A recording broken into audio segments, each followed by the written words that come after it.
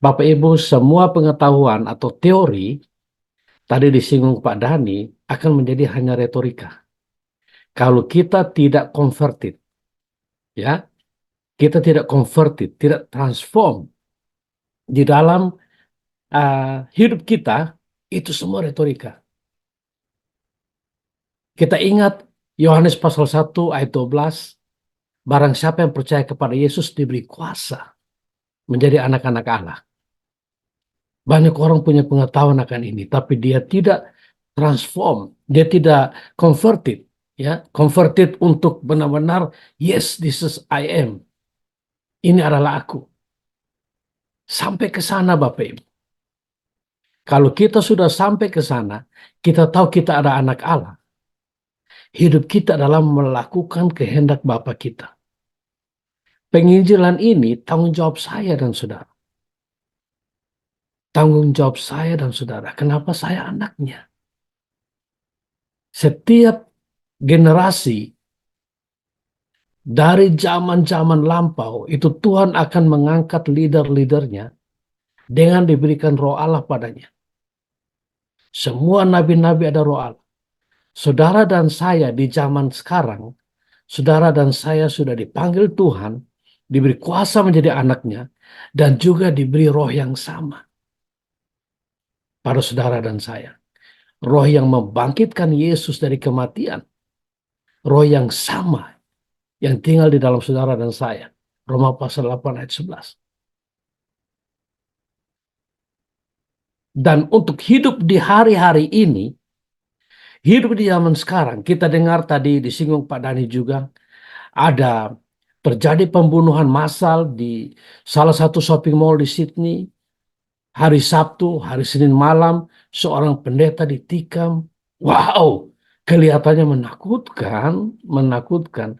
Bapak Ibu, hidup di zaman sekarang, saya tidak akan sanggup dengan hidup takut-takutan. Saya harus sungguh super sangat amat berani di tengah-tengah dunia yang penuh ketakutan. Mengapa? Ketakutan ini tidak hanya terjadi sekarang. Nenek moyang saya, nenek moyang saudara dan saya, waktu keluar dari tanah Mesir, mau masuk tanah Kanaan, itu masuk ke tempat yang penuh ketakutan. Ada orang enak yang besar. Tapi ketakutan itu tidak membuat takut Joshua dan Kaleb. Dia maju dan dia telan mereka hidup-hidup. Dan ini juga sudah dialami oleh zaman nenek moyang kita, saudara dan saya, nenek moyang kita, Daniel, Sadrak, Mesak, Abednego, mereka itu dibuang sebagai orang-orang tawanan, tapi mereka tidak pernah takut. Mereka tidak pernah berpikir bahwa kami jumlahnya kecil. Bahkan dibuang ke api pun mereka tidak takut. Kita tidak akan sanggup hidup dalam ketakutan. Saya katakan, I can't afford it if I have fear. Untuk live right now at the moment. No, no, no, no. Have no fear at all. Lo mau perang Iran, Irak, no fear. Kita baru baca tadi Matius 14. Yesus berdoa semalam suntuk untuk memilih 12 muridnya. Orang-orang pilihan dan nelayan-nelayan hebat. Beraninya luar biasa. Saudara lihat Petrus, pasukan Romawi yang mau sentuh Yesus, dia potong telinganya. Tapi waktu Yesus datang berjalan di atas air, mereka berteriak-teriak karena ketakutan. Dan Yesus langsung berkata, jangan takut, ini aku. Saudara harus dengar, jangan takut. Dan mengapa kita tidak boleh dalam ketakutan? Waktu Petrus berjalan menuju Yesus, dia berjalan di atas air, itu mujizat, itu iman yang dahsyat. Tapi iman ini bisa dirontokkan oleh ketakutan. Dikatakan di ayat 30, tetapi dirasanya tiupan angin. Ada tiupan angin. Seolah-olah kita rasa ada ketakutan, ada massa, ada agama ABCD. Ya, who cares? Agama apapun. Seolah-olah kita minoritas. Ada tiupan angin, seolah-olah buat takut. Dan apa yang terjadi? Di sini dikatakan di ayat 30, takutlah ia. Apa kalau terjadi, takutlah ia. Saya nggak mau tenggelam, Bapak Ibu. Saya nggak mau tenggelam. Dan saya tidak akan tenggelam. Karena saya tidak akan takut, Bapak Ibu. Saya tidak akan takut. Saya selalu, waktu saya masih dalam duniawi, belum bertobat, waktu SMA, saya di Kota Malang, saya selalu cari backing. Orang-orang berani itu cari backing, backing, backing, backing. Sampai suatu ketika, saya tahu bahwa saya tidak bisa tenteng backing dalam hidup saya. Jadi saya beli pistol. Saya beli pistol, tapi saya juga cukup apa tidak tidak bukan penjahat. Saya rasa saya orang yang biasa-biasa, tapi ya kalau diganggu karena saya sering dikeroyok, saya pikir saya tembak ya kan. Tapi setelah saya beli pistol oleh oleh dari seorang petinggi, tapi saya minta dia. Saya bilang kamu harus jadikan saya seorang militer atau seorang intelijen supaya saya bawa pistol ini legal. Saya bawa pistol ini legal.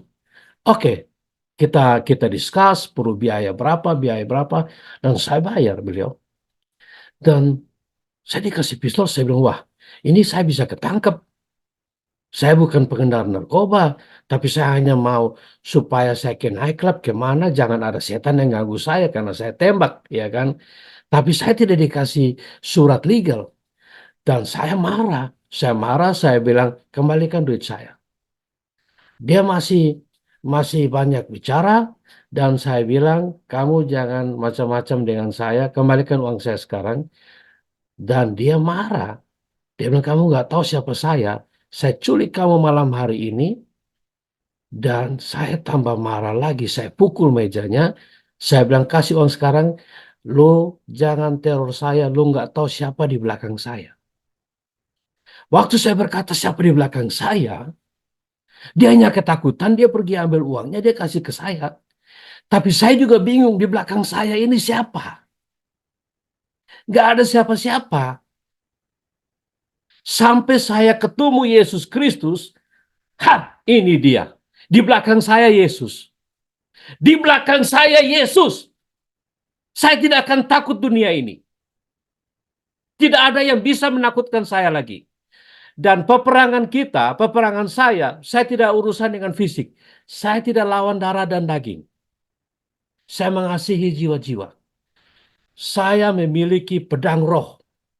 Lebih hebat, lebih tajam dari peluru manapun, lebih tajam dari rudal-rudal negara manapun. Dia dapat menusuk amat dalam, memisahkan sumsum dan tulang, jiwa dan roh. Bisa membedakan kebenaran. Di Ibrani pasal 4 ayat 12, Bapak Ibu bisa baca di situ. Dan juga saya memiliki perisai iman. Ya. Lebih canggih daripada rudal patriotnya Israel karena bisa memadamkan panah api si jahat. Ini permainan saya sekarang, saya bermain dalam roh. Jadi keberanian kita supranatural dan kita berjalan di atas air no problem. Dan teroris boleh teroris, kamu tidak bisa mendismantle my faith, tapi saya bisa mendismantle teroris by love. Karena ideologi teroris adalah kebencian. Kebencian harus didismantle dengan love. Ideologi Yesus Kristus adalah love karena love is God dan Jesus is God. Amin, haleluya Bapak Ibu. Dan saudara harus hidup di dalam keberanian supranatural agar kita tidak tenggelam. Maka Yesus segera mengulurkan tangan dan berkata, hai orang yang kurang percaya, mengapa kamu bimbang? Jangan lagi saudara bimbang. Saudara jangan bimbang lagi. Saudara harus converted bahwa saya anak Allah dan visi Bapa harus saya tuntaskan. Saya akan menjadikan segala bangsa murid Yesus. Dan saya akan melihat setiap lutut harus bertelut. Setiap lidah harus mengaku Yesus Kristus adalah Tuhan. Saya tidak mau lihat dengan mata saya. Karena mata saya tidak penting. Tapi saya melihat firman Allah. Dan untuk supaya setiap lutut bertelut, saya tidak bisa menangkan dunia sendiri. Karena saya bukan hanya satu-satunya anak Allah. Saudara juga anak Allah. Saudara juga anak Allah. Mari kita sama-sama, ini tanggung jawab saudara. Untuk melihat lutut-lutut bertelut, lidah-lidah mengaku Yesus Kristus adalah Tuhan. Saudara harus converted. Tidak cukup dengan pengetahuan, tidak cukup dengan gelar-gelar, tapi harus converted. Atau istilah dalam agama seberang yang converted namanya murtadin. Saudara harus menjadi murtadin atau menjadi orang yang converted, pertobatan, lahir baru, lahir baru, lahir baru. Amin. Haleluya. Tuhan Yesus memberkati. Ini pesan dari saya, kita menangkan dunia. Amin. Terima kasih Bapak Ibu buat kesempatannya bergabung bersama Harvest Academy. Saudara dahsyat. Saya bangga dengan saudara. Saya lihat sendiri kesaksiannya. Maju terus. Silakan. Bu Hela, apakah kita tutup dalam doa? Ya, silakan ditutup, Pak. Oke. Saya dikasih privilege untuk tutup di dalam doa. Tapi malam hari ini, kita juga ada laskar-laskar wanita yang akan menuntun Bapak Ibu, diundang Bapak Ibu untuk KKR. Mengapa kita adakan KKR? Supaya Bapak Ibu harus ada pemanasan. Harus adalah dalam militer itu drill. Harus ada latihan perang. Supaya Bapak Ibu bisa turun lapangan. Mujizat akan menyertai saudara dan saya. Mujizat akan menyertai saudara dan saya. Mengapa? Karena dalam Markus pasal 16 ayat 20, waktu kita pergi memberitakan Injil, aku akan menyertaimu dan aku akan meneguhkan firman yang saudara beritakan dengan tanda-tanda mujizat. Kalau gereja-gereja sudah tidak ada mujizat, ajak pendetanya, ajak jemaatnya, ayo kembali ke visi, you beritakan Injil, mujizat follow you. You beritakan Injil, mujizat follow you. Dan jangan percaya pendeta-pendeta yang sudah frustrasi, doa mereka tidak terjawab, mereka pikir mujizat sudah tidak ada.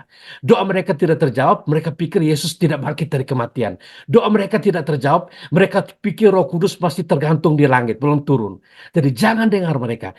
Kalau doa tidak terjawab, fokuskan ke visi, pada penginjilan, maka mujizat will follow you. Amin.